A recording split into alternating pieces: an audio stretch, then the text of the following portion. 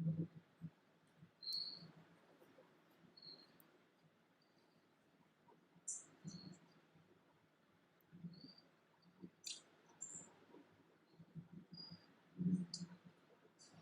and a very warm welcome to everyone. I am Shrija Agrawal and you are watching a final episode on the series of Thought Leadership with Cyril Amarchand Mangaldas. Yes, this is our final episode and a beautiful closure to an extremely meaningful set of conversations that we've been having for the past 7 to 8 weeks. We have with us, as always, Mr. Cyril Shroff, Managing Partner at the firm. Please also help me welcome Dr. Simon Longstaff, Executive Director at the Tech Center. Gentlemen, thank you for joining us on. Thanks for having us. The topic for today's discussion is one which is at the heart of almost mental modes of thinking right now. The pandemic will pass into history, but the way in which passes will shape the world it leaves behind. The question then becomes, how does one traverse business ethics in a post COVID capital world? And how does one think about building new set of businesses?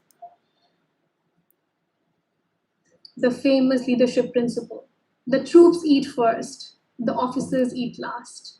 Anyone exposed to military leadership practices, either personally or through the stories tell, has learned this leadership principle. It has never been more relevant or necessary. Civic and business leaders are wrestling now with the question of when to reopen, a phrase that's not sitting well with many, since they recognize we haven't really closed. Rather, we have changed. Changed how we work, how decisions are made. The world that we are in right now, there are choices perhaps to be made at every level. In triage, in times of scarcity of intensive care facilities, the most difficult ethical dilemma is, how do we choose for admission? Do we defeat the disease while minimizing the economic damage? Do we choose solidarity over hostility and global responsibility over inward looking nationalism?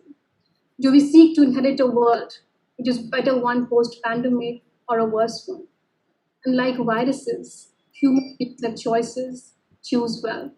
In the next 1 hour with this meaningful panel, my endeavor would really be to guide business leaders who have enormous influence but are going through an unprecedented situation right now on how should they think about moving their business best move forward. Cross with you and perhaps set the context for the conversation today and what really are ethical considerations during these times and perhaps take it further from there, ethical considerations in the times.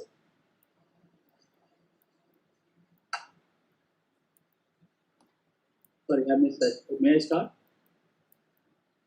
Thank you, Frida, and I'm delighted that today's concluding episode is on a very fascinating and meaningful subject on ethics.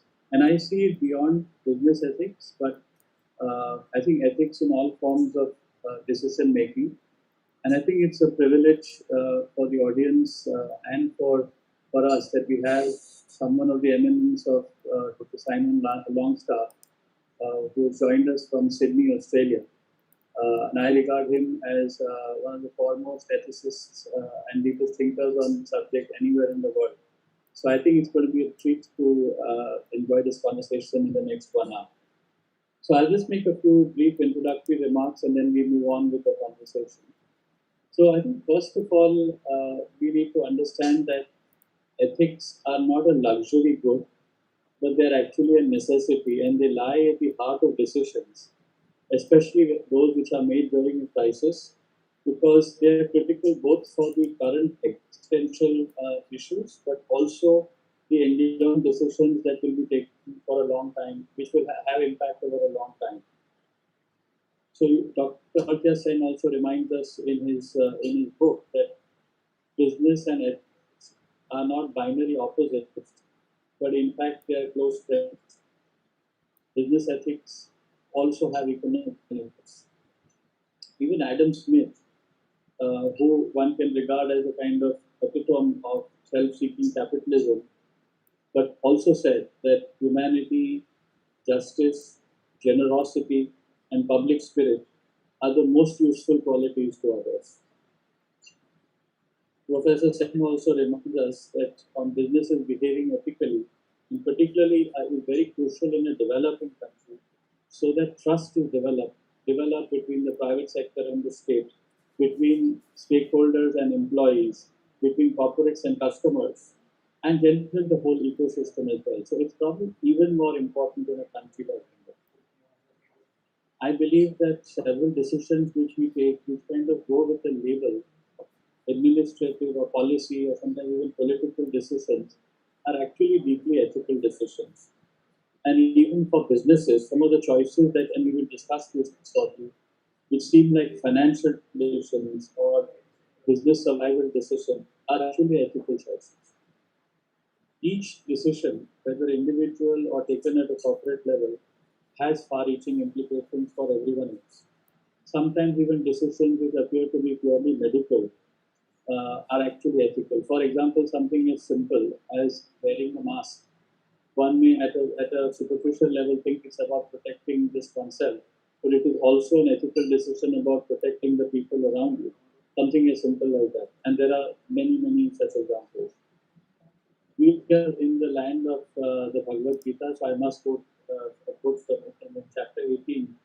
The Gita gives us a guide telling us that actions taken without considering the consequences on others are actions taken in darkness and in ignorance. The same chapter also tells us that an action which appears to be inconvenient in the short term but gives long term benefits is the right action. So just now, I think whether it is the policy starting right down from the Prime Minister down to people in the corporation, even at a shop floor level, as we have put decisions, there must be an ethical framework and a set of choices and a way of process of a mindset of how we arrive at some of these decisions. And I think we'll talk about this very shortly, but I think this may be now a right moment for us to bring in Simon to first give a broad overview on the importance of ethics generally and of course specifically in the current environment. And then we'll dive into the three themes that we have for today, which is about ethics in a pandemic, technology jump-off points, and last and the most important one of the marketplace of meaning. Stan, over to you.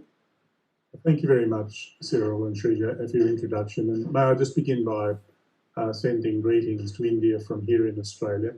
It's a considerable privilege to be invited to join you today, always to speak to people, but particularly to speak to people half a world away, many time zones differently. But I think there's so much that unites us, and this is one of those topics which I think is worth exploring. I really love the way that you, Shrija, and Cyril have framed this conversation around choices and decisions. And I think at the highest order, we often fail to notice that we actually make the world around us through the choices that we exercise. It's a direct product of what we decide to do that shapes today and what future comes into existence. And ethics is really unavoidable in that space. It's not that ethics suddenly disappears as an optional extra. Cyril said it's not an optional extra, and that's in part because it's an unavoidable component of how decisions are made. We are always driven by our core values and our principles. The trouble is that most of the time, this is happening without us consciously attending to the way we're being driven. That we'll have certain beliefs about what is good or right, and too often we may have inherited those beliefs uncritically from our family, our friends, our society. And if you're not very careful, then they can start to drive you in ways, if they're not monitored, which are more to do with their shadow forms than their, if you like, the ones that are in the light. And that's when you start to see good people doing bad things and producing bad outcomes in the world. So there's part of, firstly, just understanding that we can't escape it. The issue is not, will there be ethics? It'll be, what kind of ethics do we want? What kinds of values and principles do we wish consciously to adopt? And how do we get to the point where we're not just operating as a matter of habit, but by making clear choices for the decisions we make? Now, why would we want to bother about that? Well, there's lots of philosophical arguments, and Bhagavad Gita is going to give you one set of arguments and others. There's also some very practical reasons too, and it goes back to how systems work. So Adam Smith was mentioned by Cyril. He made it very clear that if you genuinely want a free market and that is often the best kind of market to ensure the prosperity of all, then you cannot lie, you cannot cheat, you cannot use power oppressively. All of those things distort the markets and they stop working. If you want to have a political system in which citizens are able to allow progress to unfold, then they must trust their governments. And they only trust their governments if governments are able to state that this is what they stand for and therefore act in a manner that's consistent. Otherwise, people say, well, you say one thing, but you do something else, and trust is eroded.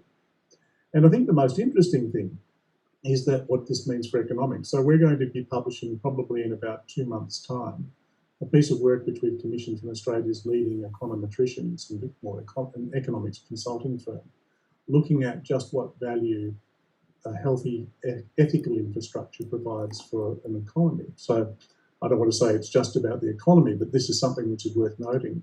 We think that the results are going to be very compelling, that it's not just something which speaks to one's heart. There are actually reasons for the head in terms of economic performance to really get this right. And I suspect what's true for Australia is very likely to be true for India as well. And there's no doubt the figures we're seeing in the early stage show that it's better physical health, better mental health, better job prospects, and better GDP, all linked to getting this right. So maybe that just sets a framework for A, that it's unavoidable, B, that it's about the choices we make and the world we create, and C, if you like, that this has very profound practical implications, including for things like economies. Well said. Unlike viruses, human beings have choices and we need to choose well. Mr. Shroff, I sort of come to you now that, how is this ethics conversation really sort of coming up in the times of pandemic? How really has that changed prior to pandemic? Of course, there are concerns being raised on, the post-lockdown scenario. Livelihoods will change. A lot of things will actually be talking about rebooting of the new world order. Different motivations are coming to the fore. For instance, the Silicon Valley world is seeing it as the rebooting of a new renaissance, the VC world, for instance, because the future of work, future of how we congregate, future of technology, everything's going to change. So I want to understand that, how do we sort of embed, ethics in part of almost every day what we do? And how can that just become a natural way to live by? What do you think? So I'd like to make it a little practical. And as we talk about the ethics in the pandemic, let's talk about a few live situations and actually have a conversation between Simon and myself and explore what some of this actually means. And let's start with some simple things. Firstly, let's just talk about the ethics of, say, the lockdown and reopening the economy. It involves trade-offs. It's the lives versus livelihoods discussion. And at one level, it may seem like a political discussion, or a political choice, but it is actually an ethical choice as well, because you have to really weigh off the implications on health of thousands of people versus also the livelihoods of thousands of people, and how do you actually rationalize the thought process in your mind, or how do you arrive at that conclusion? And I think all corporates in the country, all policymakers are grappling with this, not only in India but also in Australia. And I know for a fact that Simon has been advising a number of global boards on this as well. So, Simon, what's your thought on this? And then we take a number of practical examples because it's probably the best way to illustrate the point of ethics. Well, I think, yeah, That's interesting. Yeah. I think the first thing to realise is that there's not actually a strict symmetry between the two options we have around preserving life and preserving jobs, or even life when it's associated with economic decline.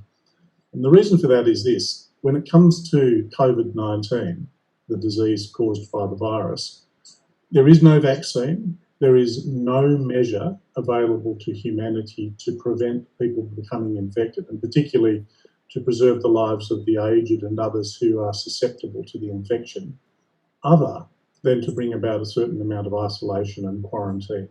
That's where we are at the moment. On the other hand, when it comes to preserving the economy, there are a whole range of different measures that you can put in place that offset the damaging economic effects of a lockdown. And they range from quantitative easing, which you've seen some central banks doing, through to investment in infrastructure, particularly what we would call in this country shovel-ready infrastructure, those things that create jobs, through to economic stimulus from government funding and things of that kind. So you've got two different types of problems sitting alongside each other. One, the preservation of life, which has only one solution, and then you've got something to do with the economy and things of that kind, where there are multiple interventions which you could bring to bear if you made certain decisions as a policymaker. And I think that's, until we change the situation, until there's a vaccine, for example, that's where we're at. And so we have to ask ourselves as citizens in a society, are we prepared, therefore, to see our politicians and others in leadership roles take account of that, knowing that there will be a cost that we will all bear for the preservation of life, given that's our only option if those lives matter. And so in the end, you start to come down to that very fundamental question. And of course, from an ethical perspective, you cannot avoid asking yourself at some point, well, what if it was my life?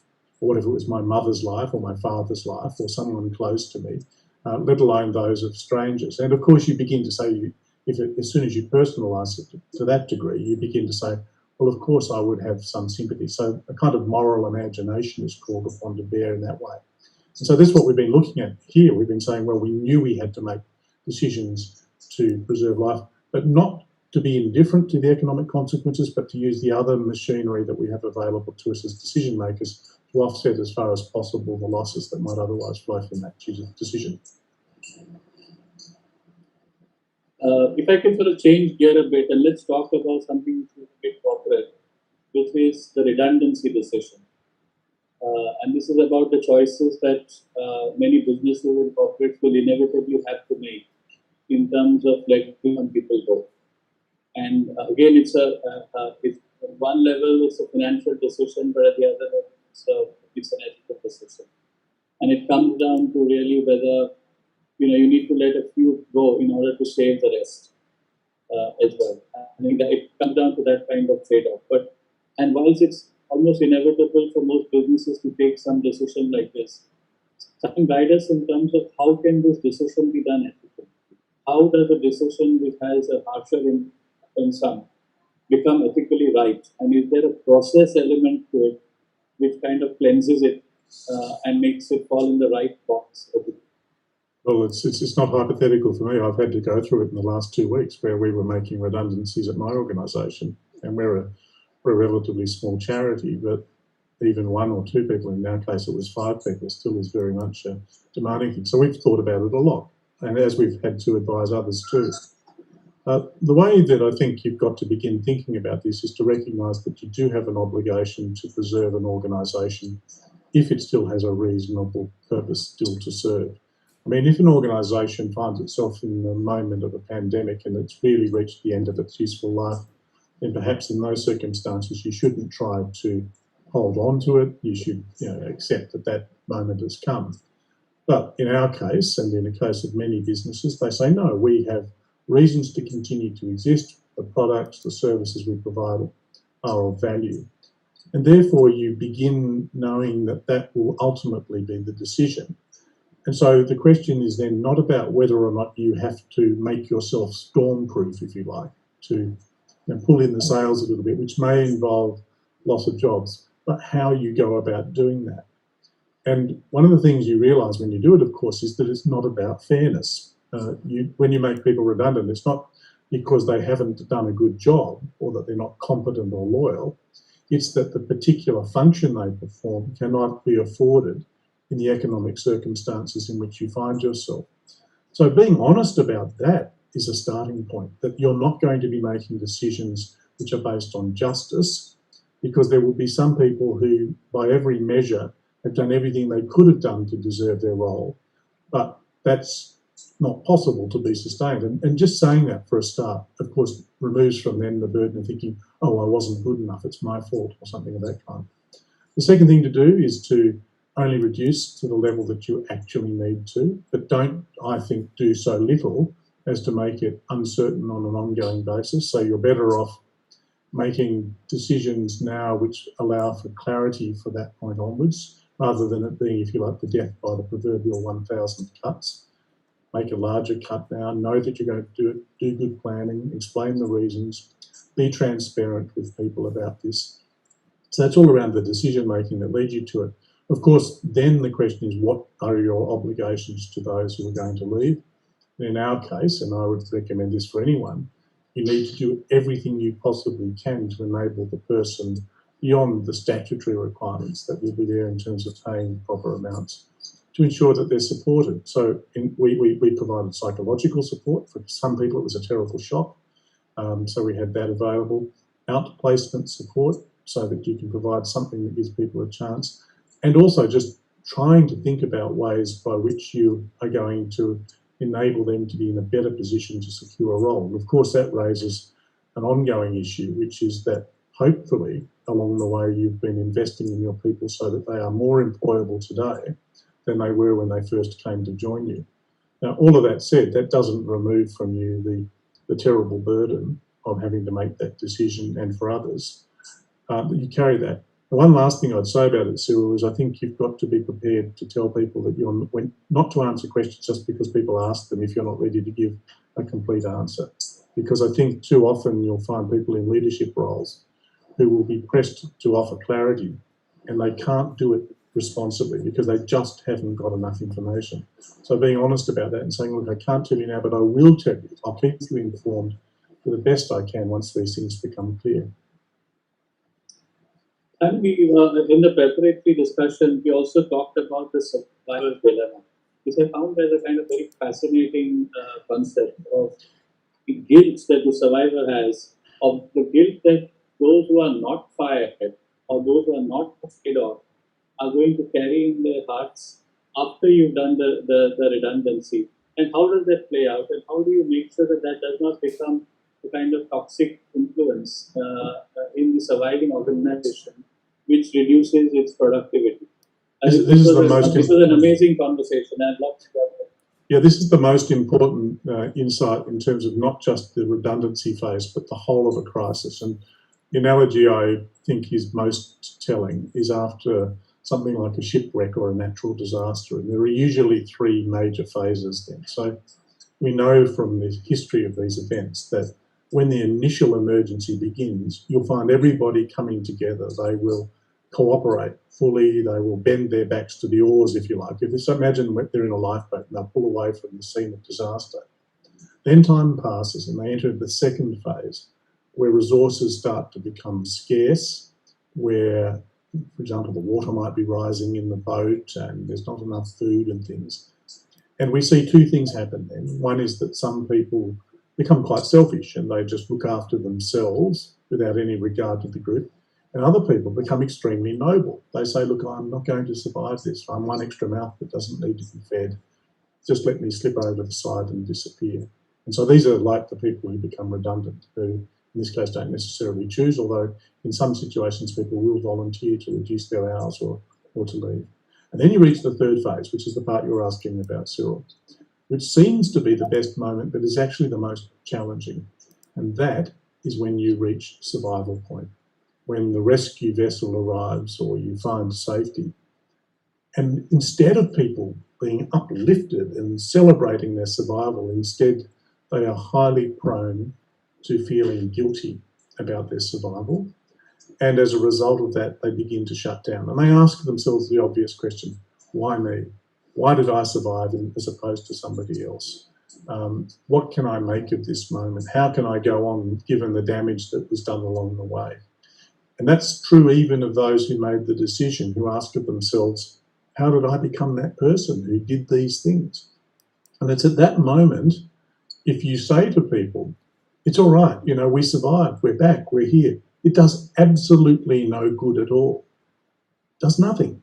The only thing that allows an organisation then to succeed is if you provide those who have survived with a purpose, a reason which justifies the cost, the sacrifice that they and others have made.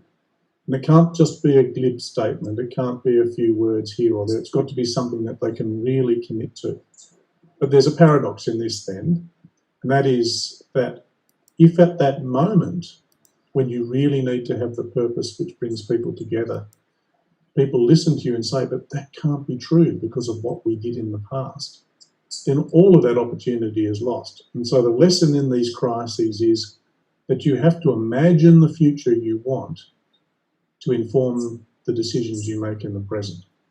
You cannot allow today's decisions to invalidate the future that you will need to rely on. So if you're in, for example, thinking about redundancy, and your only consideration is your interests, and you do it in a way which is brutal or unfeeling, you should know that as you're doing that today, you are destroying the possibility of a better future for your organisation, and it simply will not perform to the level you will need it to do once the times are better.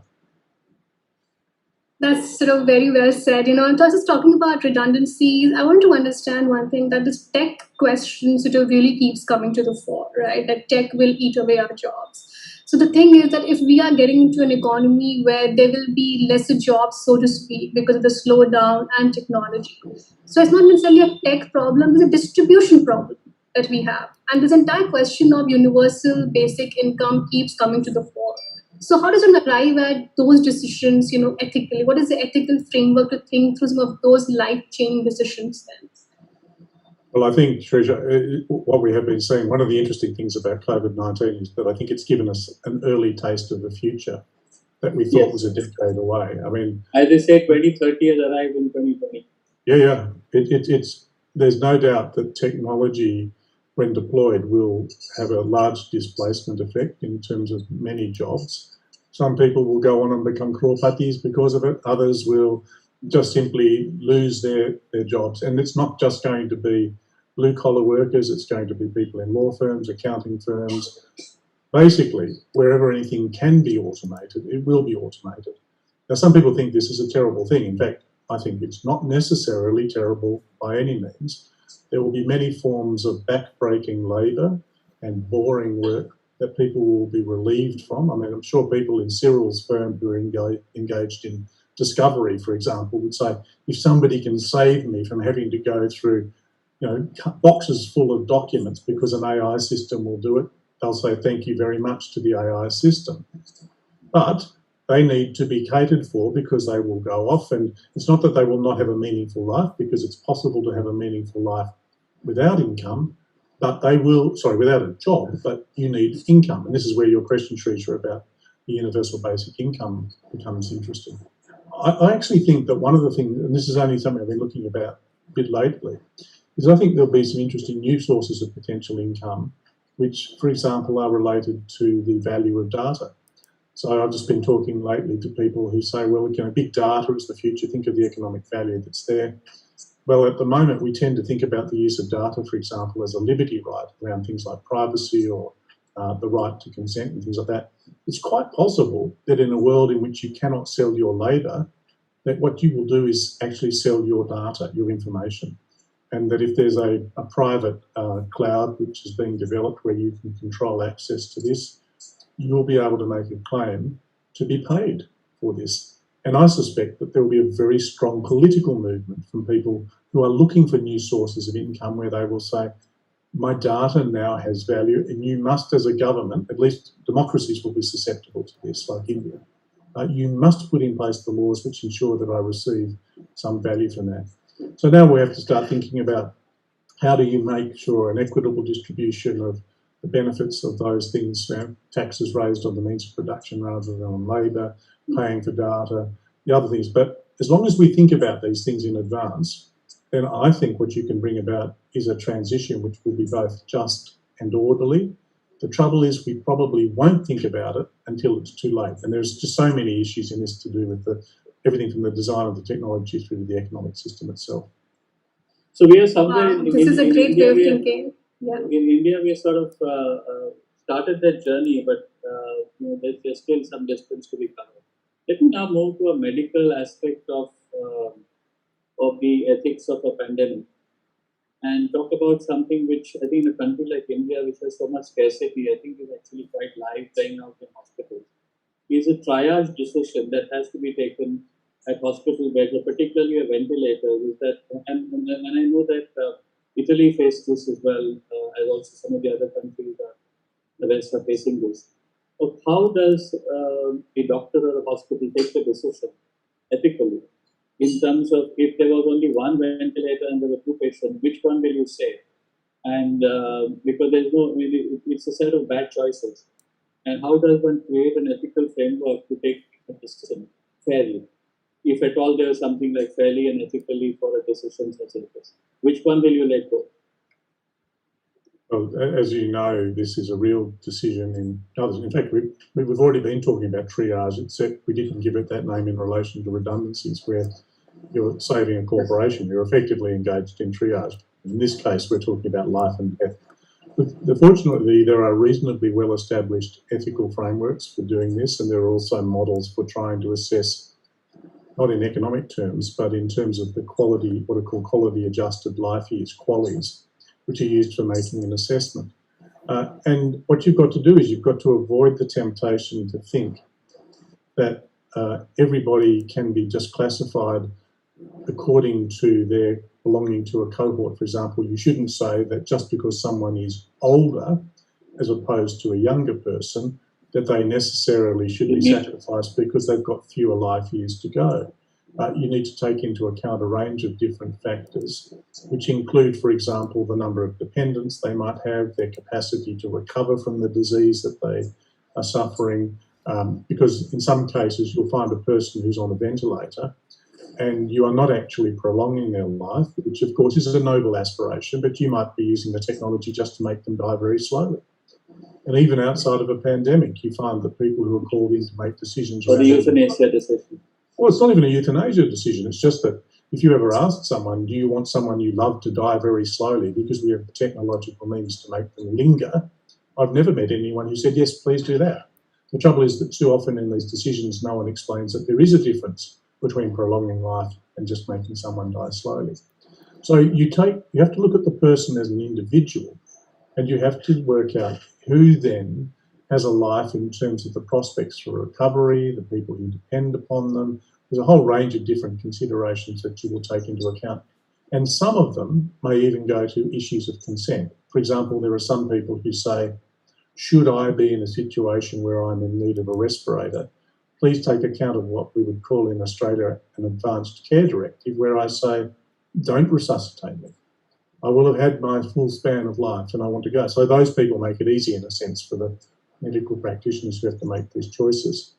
The main thing I think we have to realise though is that these ethical frameworks are very important in themselves, but also if there is clinical support provided to doctors here, because the process, if you're a clinician, a doctor, a nurse or someone else, of deciding these matters on a day-by-day, sometimes minute-by-minute basis, is that you suffer the moral fatigue and the risk of moral injury, which itself, if not prevented, gives rise to the possibility of mental health injury down the track. And that's why Cyril, you and Bandhan are setting up the Foundation for Everyday Ethics and the kind of things that could be offered there where, for example, in Australia, we offer a free national helpline service to people with ethics issues where people can come and work through it, so that even though they'll still have the tough decision to make, at least at the end of that process, they won't be saying, if only I had asked, if only if I'd taken into account that consideration.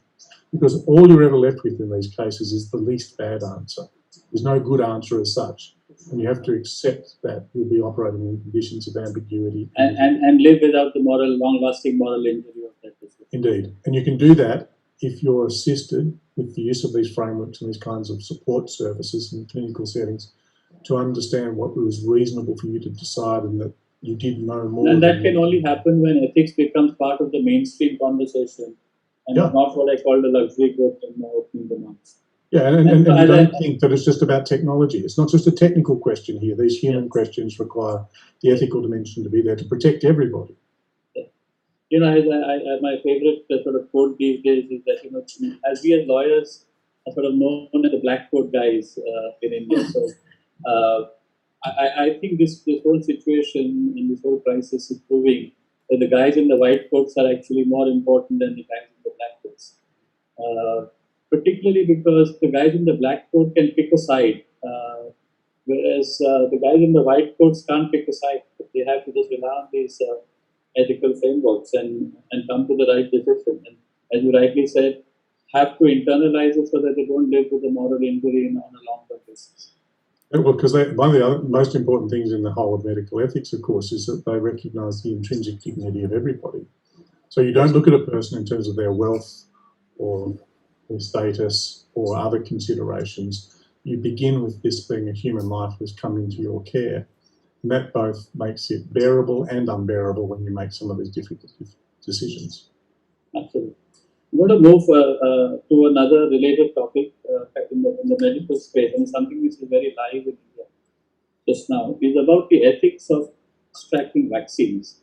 So at this moment, I think there's a controversy going on in the Indian media about a vaccine having been kind of fast tracked, and I think every country will do it. I think even the US is doing it as well, without the full shebang of clinical trials and human trials and all of that. Can we talk a little bit about the ethics of that? Because on the one hand, it's got a noble purpose, is that you're trying to bring a preventive vaccine to the population as soon as possible, but it is untested. And how do you trade off the impact of the short-term decision of fast-tracking the vaccines? And firstly, is it an ethical decision or not? What is it? And how does one justify it? Well, it is an ethical decision because you're going to be asking doctors and nurses and others to administer this, and they have their ethical obligations not to do harm, and they're unlikely to be willing participants unless they have some general belief about it being both safe and efficacious. But what we need to do, I think, is to think, well, how do we put some boundaries around the decisions we make so that we don't deny the possibility of a rapid development and deployment of a vaccine? Not in this case, because we say, oh, well, that'll get the economy going, but particularly because where I started, it becomes the one factor that actually changes our considerations around how to deal with the pandemic, and particularly the risk of contracting disease and dying in those people who are most vulnerable. And so so there are good ethical reasons why you would want to do it as quickly as possible, but you would look therefore to make sure that you don't sacrifice questions of safety and effectiveness by finding people who are willing to volunteer to test as early as possible those which are promising candidates. And they've got to be people who are genuinely capable of consenting. So I saw it just the other day, they're doing a vaccine But that's at the testing stage. If it's actually just distributed en masse and sort of taken to market prematurely in a conventional sense, I think that's where my value is. Yeah, well, that's where I think you've got to be. I'm not going to be the first in the line, the first in the queue for that vaccine. Yeah, you've got to be reasonably clear that before you release something like this, that you know that it's safe and effective. I think to not even have that degree of assurance and to put it in the market, even if your motivation for doing it is just short-term, say, economic gain so that you can open things up, it's a very foolish decision, because if it is not safe or if it is not effective, what you'll do is you'll just destroy further a whole range of things. You'll destroy economic prosperity by having to have another lockdown. You'll destroy trust in those authorities which sought to do it. You'll probably destroy value in any company that was involved, because you and your black coat chaps will come looking for those who are responsible, and there'll be liability issues. I think what we have to accept is that there are tensions in these moments, but there are minimum standards of safety and effectiveness that have to be assured. And we do need to have a testing regime that allows those minimum standards to be met before we start to push things out, because I think one can reasonably expect that to fail to address the underlying ethical commitments will actually produce counter-effective results that you would not want. Let me move to a sort of more corporate. Shall we move to technological jump-offs? I think we spoke about quite a few things with ethical considerations. What do you think? That it's a very interesting conversation. We're going from vaccines to euthanasia to businesses. What do you think, Mr. Shroff? Should we talk about technological jump-offs now? Just one more question. I want to talk about corporate debt. We talked about human debt. So I want to talk about insolvency. And what are the ethical frameworks to discuss and to evaluate the ethics of a moratorium? Because what you're really doing is you're creating a set of zombie companies, and you're not allowing that resource to be kind of recycled.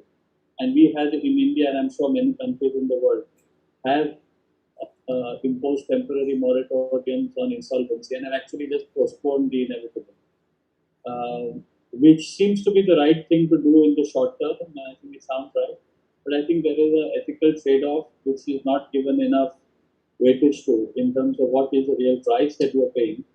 It's exactly like your example of dying slowly. It's the corporate equivalent of that human example. I'm glad you picked up on that, because that's what I would have hoped, that there is actually a very interesting parallel here. You can, by various government and other measures, preserve or seem to be preserving the life of a corporation when in fact all you're doing is delaying the moment of its death. And there may be something in that. I mean, if you think about the human analogy, sometimes you need the family to be ready to have people to prepare. But beyond a certain point, it becomes a cruel thing to do.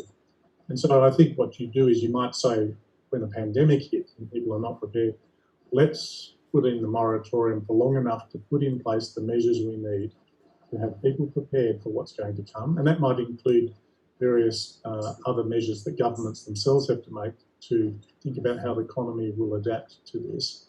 But that point shouldn't be made to linger on forever. I think at that point it's an untimed moment, because what you see is the potential risk of debt mounting up. And also there's a moral hazard, because it creates a kind of an incentive among some borrowers at least to default.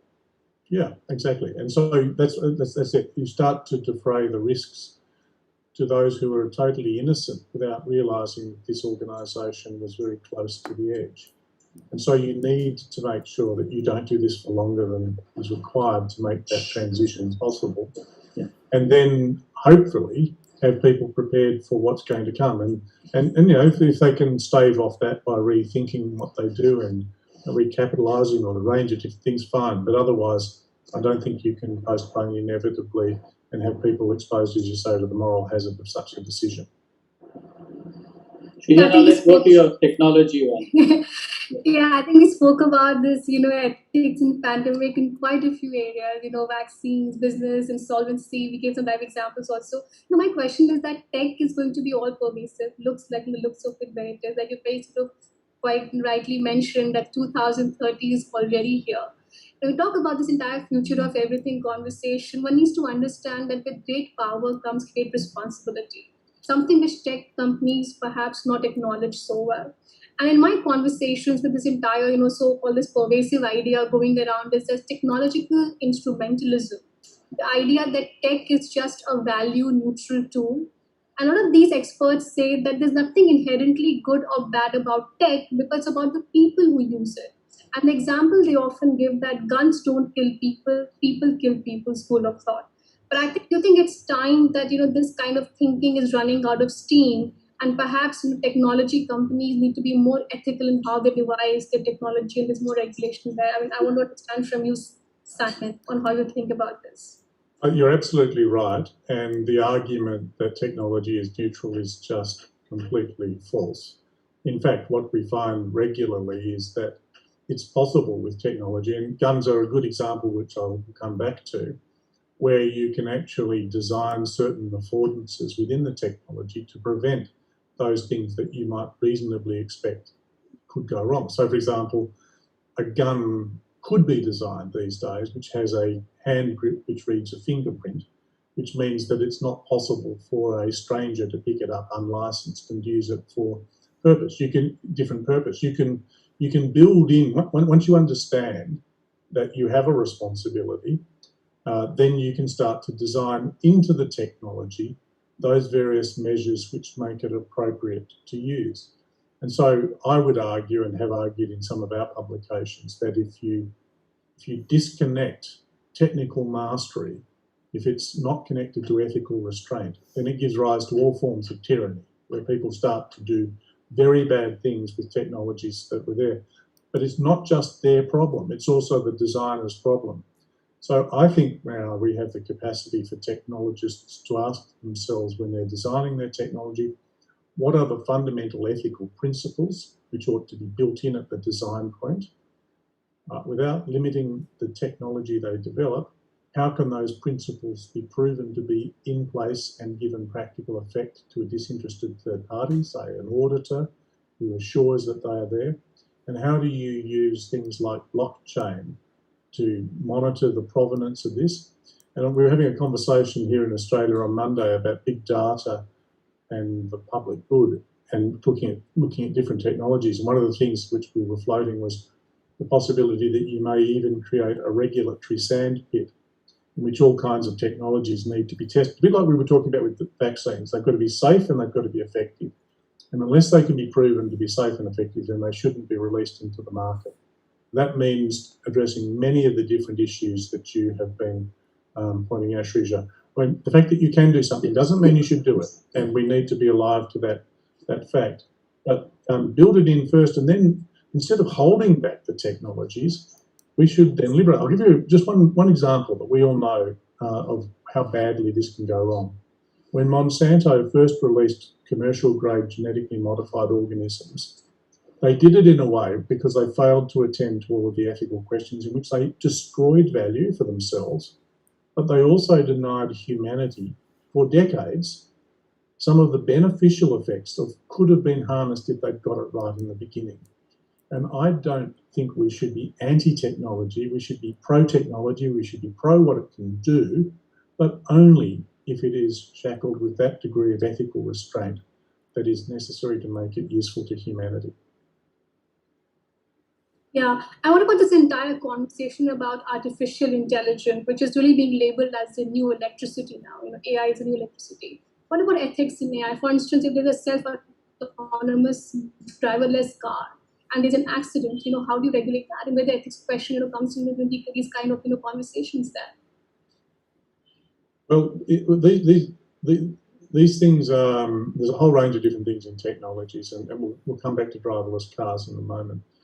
AI itself, of course, you've got to be very careful how you go about doing them because of the data sets on which they're trained.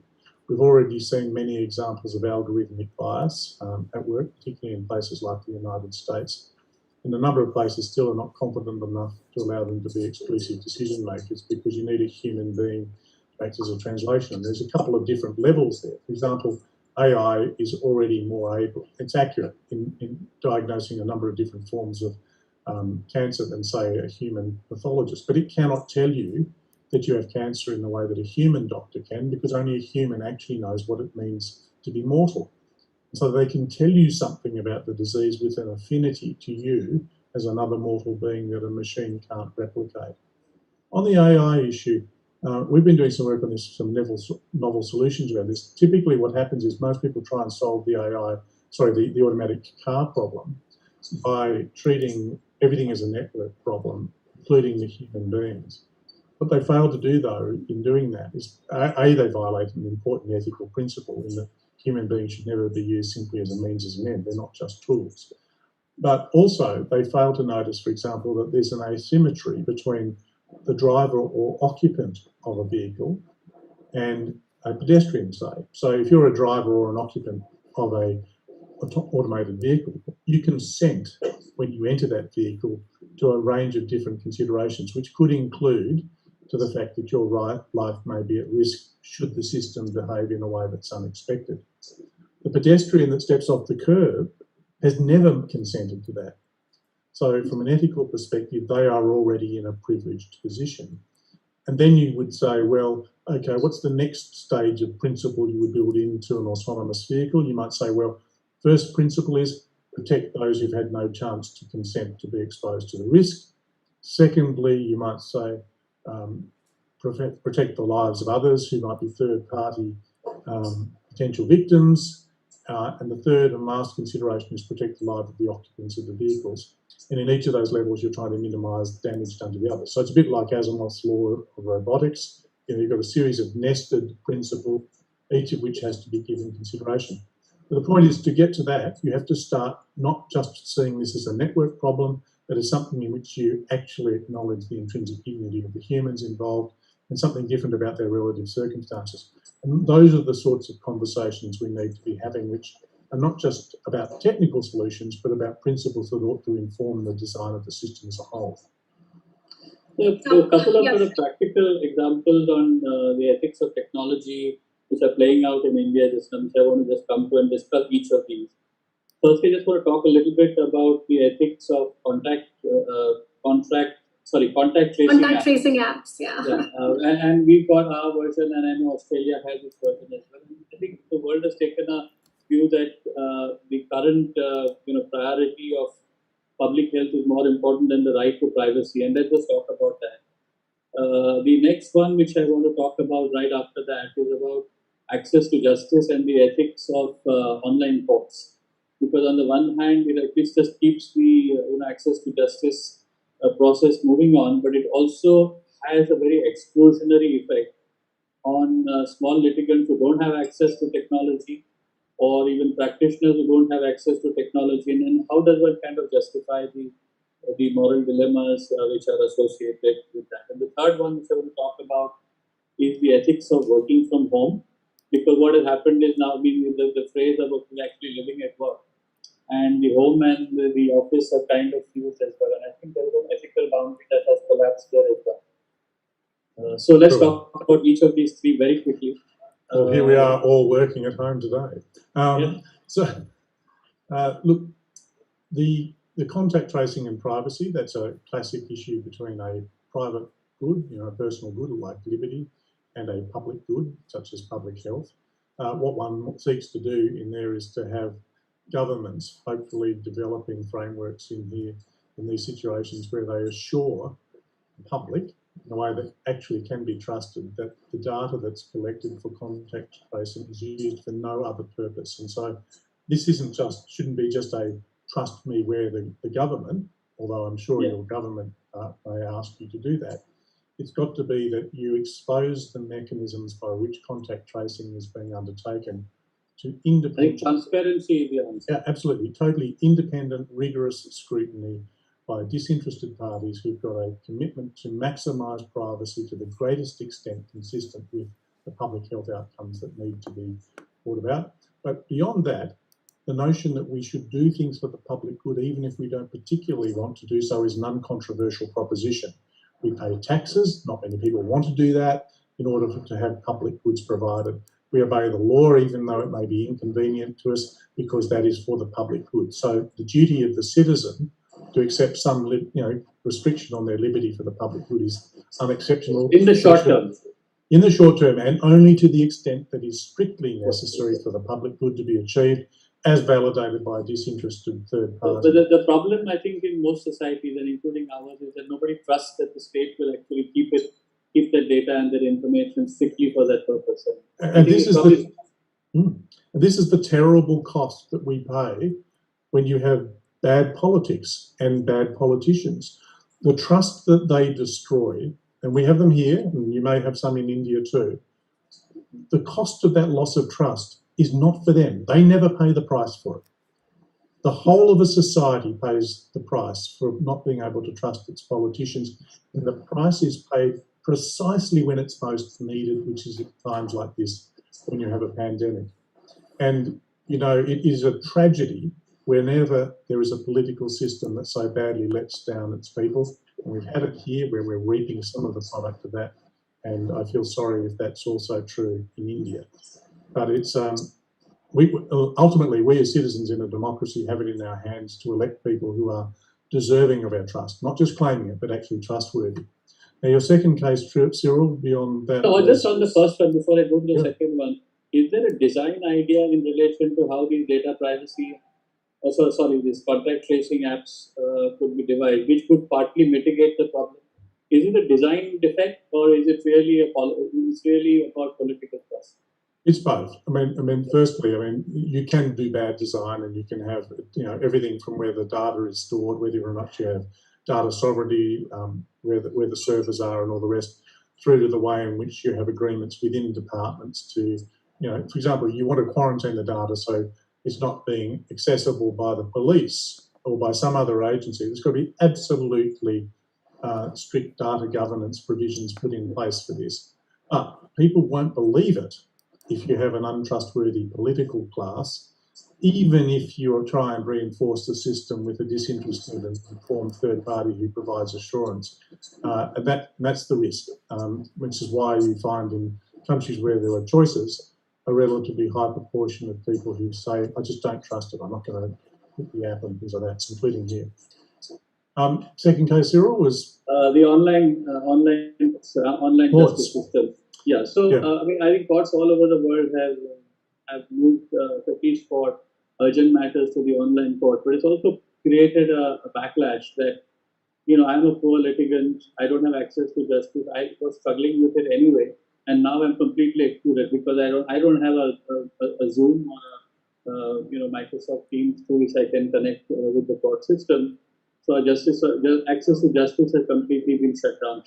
And I think there are shades of this debate, not just for online access to justice, but it could be for education as well. Only the rich can probably afford, you know, online schools. So to take the courts fully online is what you would say in your country, mistake ho gaya. Not good. It's look, it's and why is it a mistake? Because like health, like public health, justice is an essential human good. Yes. And it needs to be available to everybody irrespective of their means. And I know that's a huge ask, particularly in a country as vast and diverse as India, but it's one of its central claims that the rule of law and access to justice is there. And this means that those who work within the courts, judges, advocates, clerks and others, they need to understand their obligations in the same way that doctors and nurses do. I know why they put the courts online. It's not just for reasons of efficiency.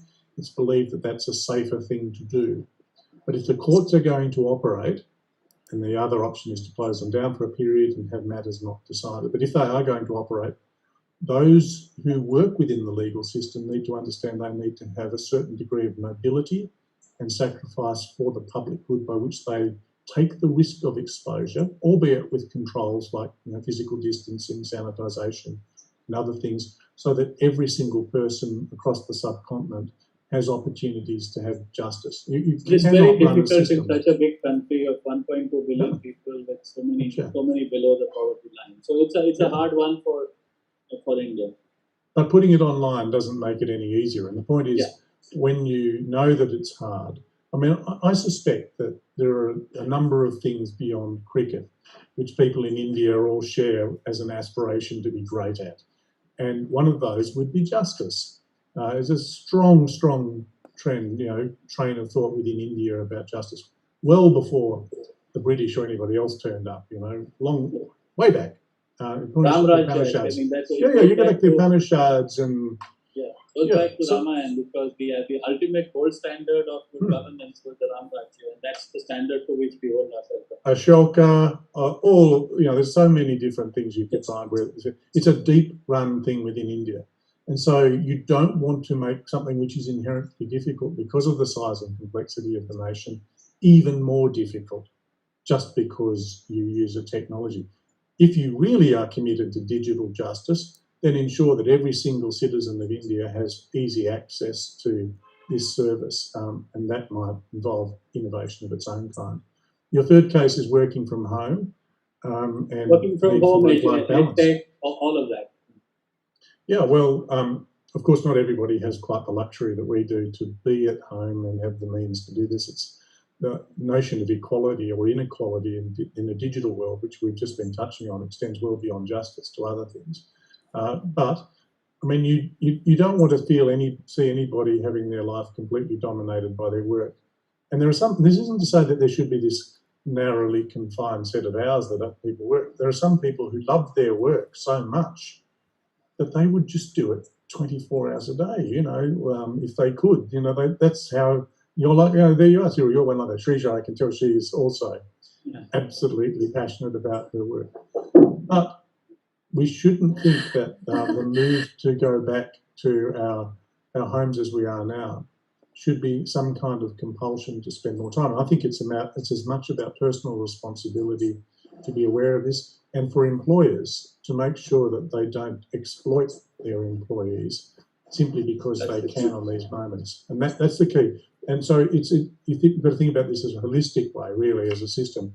I have obligations as an employer, my people who work for me have, and I have personal obligations in terms of my own judgments, and making sure that everybody understands that is an essential component in the system that works well in these times.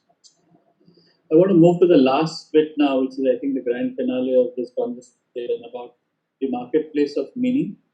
And I think, as we all know, that the conversation about purpose has been going around for the last decade or so, and it has picked up a lot of momentum. There's been a lot of academic work on it, the work of Professor Colin Myers.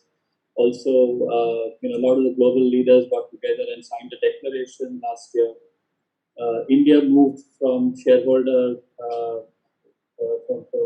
model of governance to a stakeholder model of governance. But let's take it a little further, Simon, and I think go through the conversation we had a few days back on how are corporations finally going to be differentiated. It's at the end of the day, I think some competitors or in each sector are going to look roughly similar, but what they will stand out for differently is in the marketplace of meaning.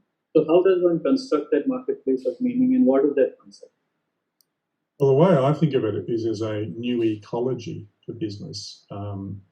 And we talked briefly about purpose in our first section, and about how it can sustain people at the third stage of a crisis when survivors need to have something that they feel committed to that makes the sacrifices worthwhile. But there's something larger to this notion of purpose. I'm convinced that it is almost impossible these days to distinguish organisations by what they do. And that used to be the basis on which people would compete within an ecology of business defined by the goods that you develop, the services you deliver. Each could be made unique, and you would have a special edge because others amongst your competitors would be slow to catch up. Today, that is all gone. If you are a bank in Australia, and I suspect in India, the actual goods and services that are provided are more or less identical, and if one of your competitors innovates, you can copy them within a nanosecond.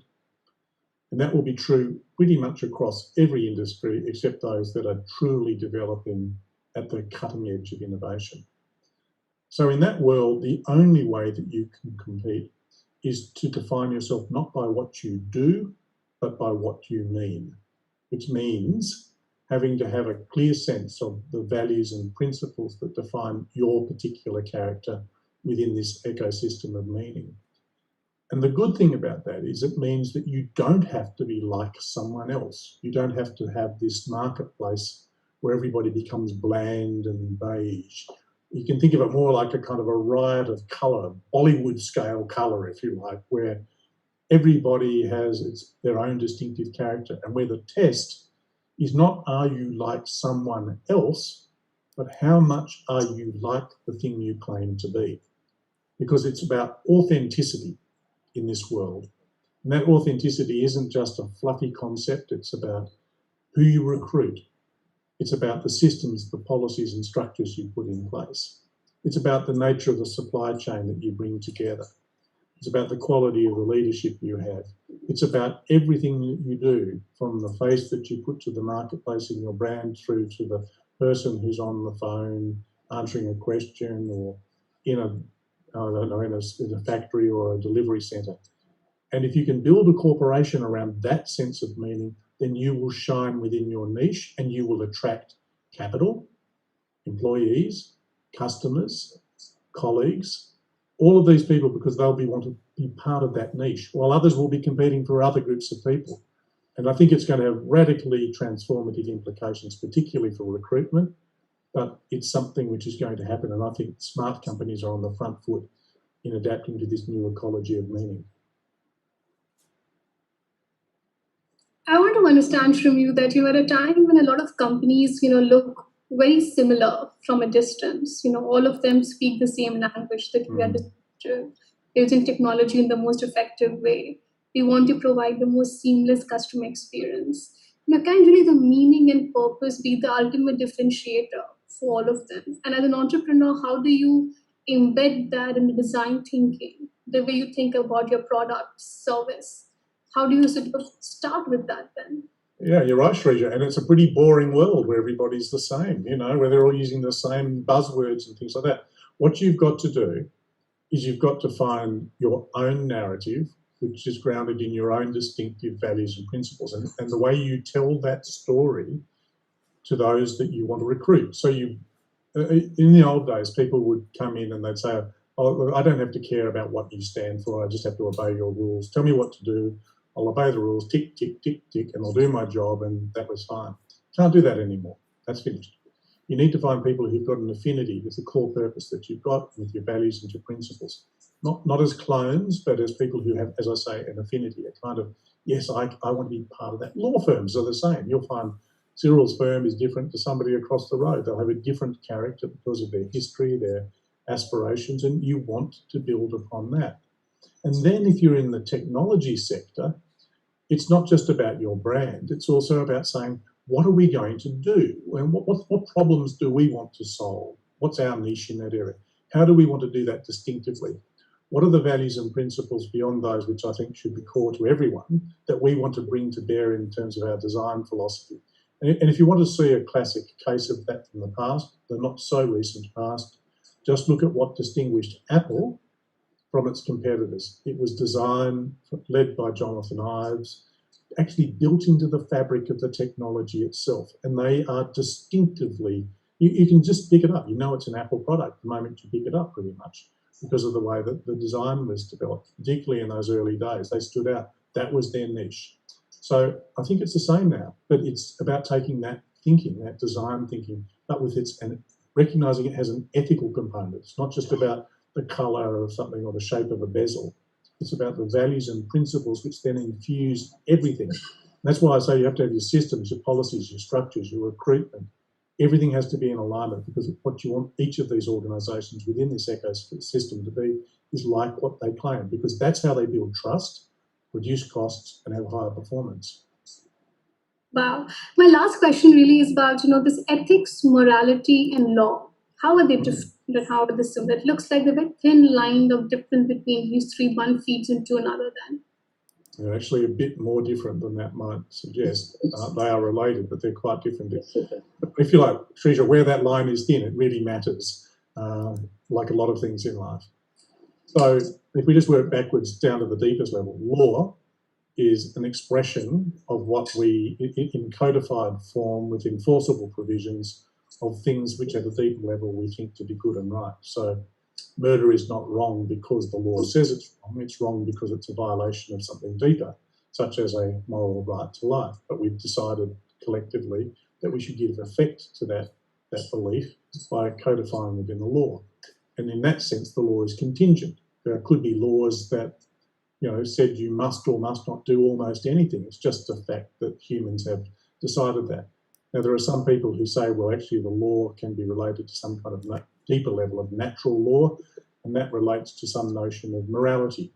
Morality, below the law, if you like, at a deeper level, is the ability to know what is good or right, so values and principles that shape the choices you make, including the choices you make about what to enact as law.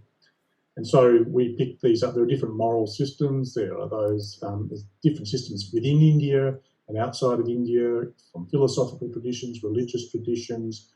There are different moralities that corporations create within their own skin to the way they will decide.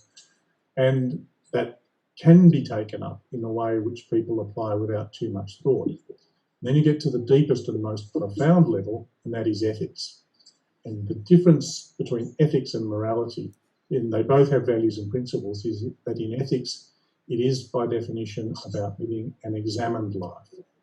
It begins by recognising that although we may belong to the world of animals in part, unlike them, as far as we know, we have this ability to make conscious choices, that we can go beyond instinct or desire and to do things or not do things for conscious reasons. And so it's the enemy of the merely habitual moral life, where people are habitually kind or gentle or whatever, which might sound wonderful. But ethics says there's something more that you can aspire to as a human being, and that is to live a fully human life, which is an examined life.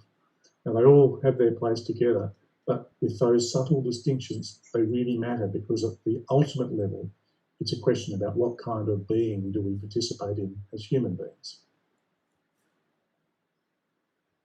Wow, what a lovely conversation. We spoke about so many things. Ethics has to be so much more mainstream than we sort of really envisage it to be. It has to be really, really deeply rooted in the way we think about various things. Mr. Shroff, you want to say something in concluding remarks there? We spoke about this entire marketplace of meaning concept was very beautifully laid out, I felt.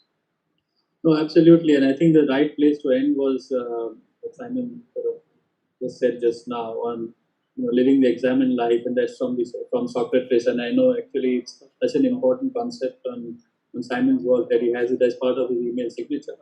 And that's the basis of all of this. And I think this hierarchy of law and morality and the ultimately it's about ethics because it makes human beings unique in what they are. I think that we should leave it at that and just think about it and take this conversation and go back and think about how humanity is navigating through this, how India is navigating through this, and how each of our organizations and us individually are navigating through this, and can we hold up a sort of an ethical test in as many decisions as possible, and to just make us more human.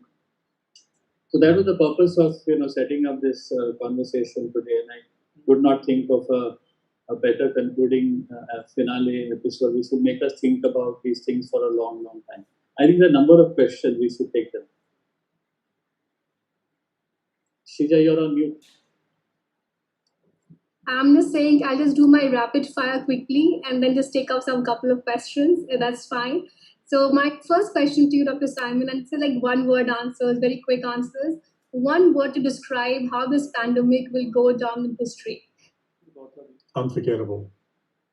How will China go down in history? Dangerous. That could be the one word answer as well. Future of technology in one word. Say again? Future of technology. Brilliant. Advice to Silicon Valley internet economy builders. Begin with the ethics. What will define leadership of the future? Moral courage. One thing you love about your fellow speaker, Cyril Shroff. There's two things, his sense of humour and his excellent food. Best vegetarian food I've ever had. Humans, a mainstream reality by 2021. Say again? Bots co-working with humans. Is it a mainstream reality by 2021? Yes. Okay. And Facebook, Google, Amazon, whom should be worried about the most? All of them. Okay, Mr. Shroff, I come to you now. One show that Mr. Shroff has been binge watching through the lockdown, what is that? Many actually. A lot of Netflix shows. If you were to put together your lockdown experiences in a book, what would you title it as? Transformational. A transformational experience. Okay, and how will this pandemic go down in history? Profound. Okay, now I think it's time to take questions from the audiences because you've anyways showered praises to Dr. Simon. What do you think about this? I'm asking you that question. Okay, there is one question on it's There are quite a few questions. I think 7 or 8 questions. yeah. Are people born with good ethics due to family values followed, or good ethics can be achieved through learning courses done by various companies for the employees? It's a very broad question. There's a lot of debate about this. My own view is that people are born with an inclination towards the good, which comes from their family. But I think a lot of people do grow up with their family or community values, but they develop quite uncritical attitude to it. So when you ask people, why are you doing what you're doing? The most common response is, oh, everybody does it like that. Well, that's just the way it's always been done. And so I think you do need to learn to think for yourself, even if having done so, you return to those values and principles of your community or family. but you make them your own. Now, that can be done in part within a corporate setting, and that's because within a corporate setting you can awaken in people a curiosity about their values and their principles and how they relate to those of the place where they work. And in doing so, you can develop a greater maturity in your understanding and also a better capacity for decision making, which, as we've been exploring, is ultimately what ethics is about. My view on that, Trija, is that I think, of course, the family and the community that you sort of live in and grow up with has influence. But finally, it's about your own kind of personal inclination, because you can have two siblings in the same family who turn out completely differently, and then you wonder which one, if one was more sort of ethical and more thoughtful and more philosophical, what made that difference? So it is personal. You must know my family. Another interesting question on deconstruct post-humanism for us. How do we build products and ideas thinking on those lines? Post-humanism. Well, I don't, and I'd be interested in the question of exactly what they mean by post-humanism, but I think they're talking about a world in which humans are less... Machines are together. Yeah, I think that's what it is, although post-humanism could have another very specific meaning. I don't think we're going to go to that world. I think if you think about technology, what it typically does is that it disappears into the background. So a lot of people, for example, will know that in some parts of the community where they're still depending very much upon, energy sources, whether it's cowpats or coal or wood or something for light and things like that. Others of us can walk into a house and we just turn on a switch and the electric light or the heating or whatever comes on, or the fan. And we don't see all of the things that are behind. We don't see the wires, we don't see the power stations and things like that. And so technologies tend to recede, and I think that technology's direction will continue to be like that, where it moves into the background and human beings are thereby liberated to do more of the things which are distinctively part of our lives. And that's why I think thinking about a meaningful life without it necessarily being attached to a job becomes such an important thing, because so much of the job-like activities in which we engage will be done by machines, at least at the most fundamental level. What they won't do is create uniquely human moments, whether they are pieces of creativity, which could go from design and decoration through to the kind of care we can give for each other. And so I see in fact, we'll need to make sure we do this, that there's a real opportunity with the technology to liberate our humanity, for us to become more human, if you like, and less machine-like. And I think many of us know that sort of scene of the human being in the factory where they look like they have become part of the machine. And there's a risk that we could do that again with modern technology, where we make the human being part of the network. But I really hope that we don't do that we exercise enough wisdom to be able to restrain ourselves from taking that direction, no matter how much it might seem to make us efficient, and instead embrace all that it has to offer to realise our humanity in a better form. Okay, last question. I think, Mr. Shroff, that's sort of relevant for you. What legal form should ethics and technology take? Regulation, antitrust to avoid loss, leader monopolies, some other form of stewardship of data use? I think the answer will have to come with a combination of regulation, ethical design thinking, and of course, sort of self-realization in big corporations, and they need to really think about this notion of marketplace of meaning and what they stand for. Because as I think Simon said at the end, most key competitors in each sector are going to look very, very similar, and they won't be differentiated from what they do, but what they mean. So legal form, of course, is important because it lays down certain boundary conditions and it allows society to enforce. I think the problem with just ethics as a standalone concept is that society is unable to enforce it. It can vote with its feet or it can criticize in a democracy, but it finds it difficult to enforce. So you do need a combination of all of this, particularly for regulating the sort of future of technology. We can't just let it run riot. I don't know, Simon, what do you feel? there are a number of different legal problems, if you like, rolled into that question. So I'm quite keen on, my general answer would be, let's get the principles right first. Let's work out what it is that we're trying to do. So what are the goods we're trying to secure, or things we're trying to protect ourselves from? Get really clear about that. And then let that define the tools that we have within the bounds of what's possible. Because let's face it, we could sit around now talking about what we think is a good model for regulating through law, regulation and other means, all sorts of things. But the political realities are that there'd be interests, vested interests, that would not let that happen, or that would resist, or there'd be a whole range of things. And so for me, I would also hope that rather than us thinking that the only way to secure the goods and to minimise the disadvantages through formal mechanisms like regulation, let's talk to industry and let's see whether or not we can actually get them voluntarily to embrace better practices so that they make as much room as possible for innovation, still with these principles there, which they've put in place, with market mechanisms for monitoring that through assurance, but not think that we have to secure ourselves against them by government, but rather have them demonstrably ethical in the way they approach their activities. For example, the right to privacy, the right to make sure that finally there is a human being in control and man is controlling machine and not machine controlling man. I think we have to get some of our fundamentals right.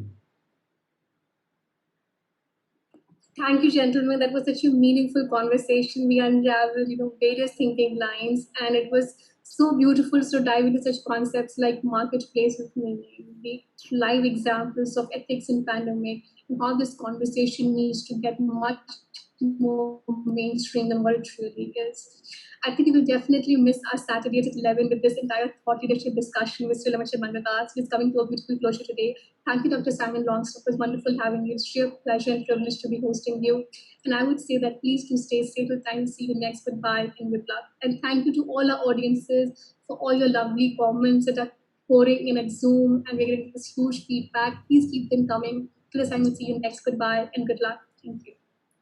Thank you, Simon. That was fantastic. And thanks, Shrija. Thank you, sir. Thank you, Shrija. Thank you, Cyril. Thanks for the privilege of joining you in your hospitality today. My pleasure.